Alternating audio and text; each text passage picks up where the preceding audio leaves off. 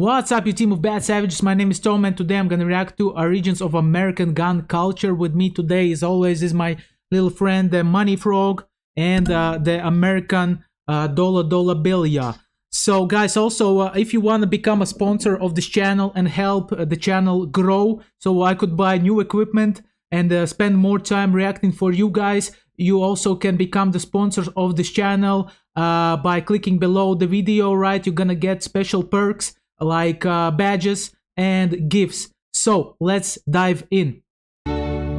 If you look at all the maps of the Spanish Empire you can find, you will notice that the Spaniards claimed far more land than they actually had, claims that were sometimes outright ridiculous, costly, and completely unenforceable. However, in North America, not only did they claim more than they actually had, but being that they were the first to colonize the American continents, one has to wonder why they failed at enforcing all their claims. Claims that stretched from Alabama to Minnesota to Alaska and even to Hawaii. Over a Guys, how crazy is that, right? How crazy is that Spanish, right? It's like living in the fantasy world, like a fairy tale. The Spanish sailed from the Spain to new land where there were Indians and less developed civilizations. We again return to the point, the developed civilizations dominate the world, and they had weapons and they just destroyed everybody there, man. Every Indians possible. It was carnage.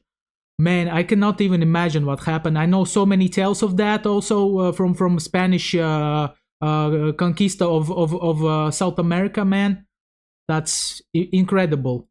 Total of what are today 27 US states. Guns and property is the short answer. The Spanish came to the New World to conquer existing societies, build new societies, and mold it all into their global empire.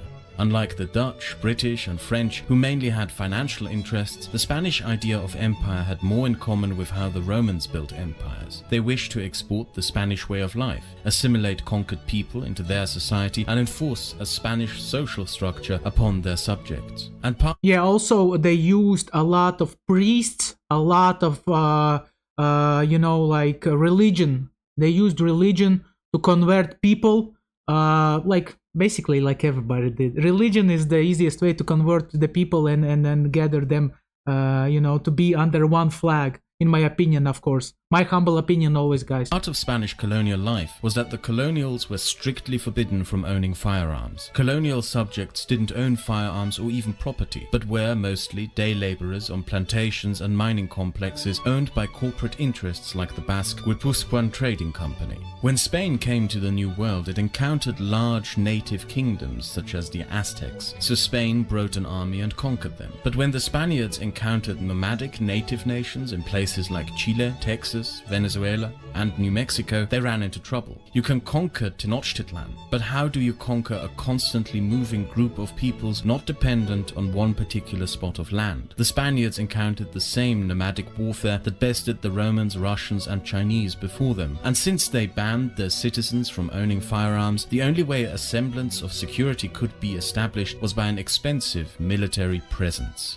In short, it was only safe to live where the Spanish crown stationed troops. Elsewhere, well, not so much. Caracas was burned down by a native warband when it was garrisoned by the Spanish army. The Spaniards fought an almost 300-year-long war with the Apaches, Suma, and Mansu throughout northern Mexico, Texas. Just destroying everything and robbing everything. This is again the human nature of power. So the Spanish took so many gold to Europe that gold dropped in price, right? They still find Spanish ships in ocean full of gold because they basically, do you know, guys, this tale where Spanish took as a hostage the emperor of Aztecs, or it was Inks, right? And after that they demanded all possible gold and jewels, and the Inks started to give them what they want, and they understood they are giving us, so we're gonna take, and they took everything, man.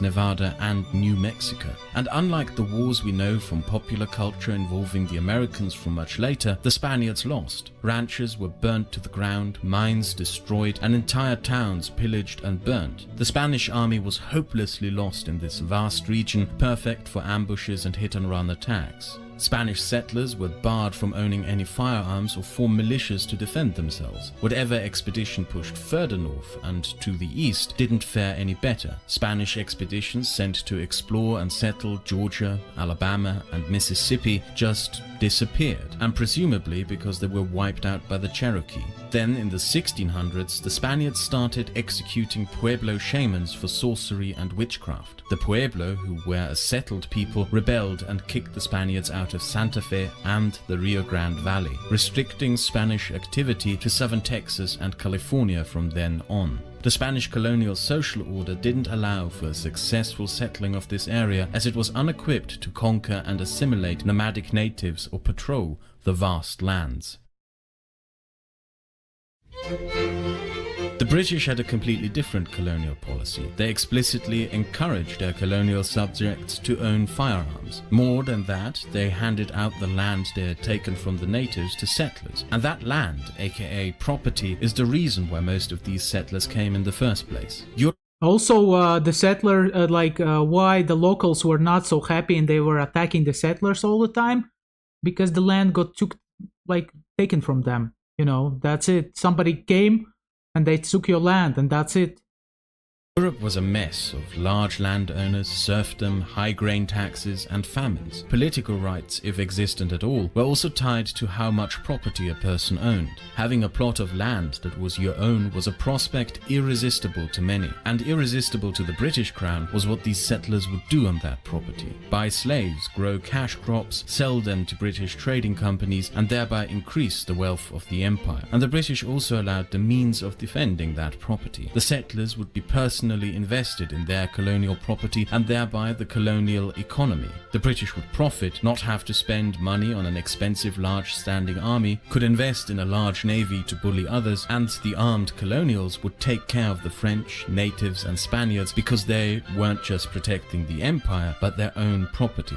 The mistake the British made in the end was assuming that this colonial strategy wouldn't backfire.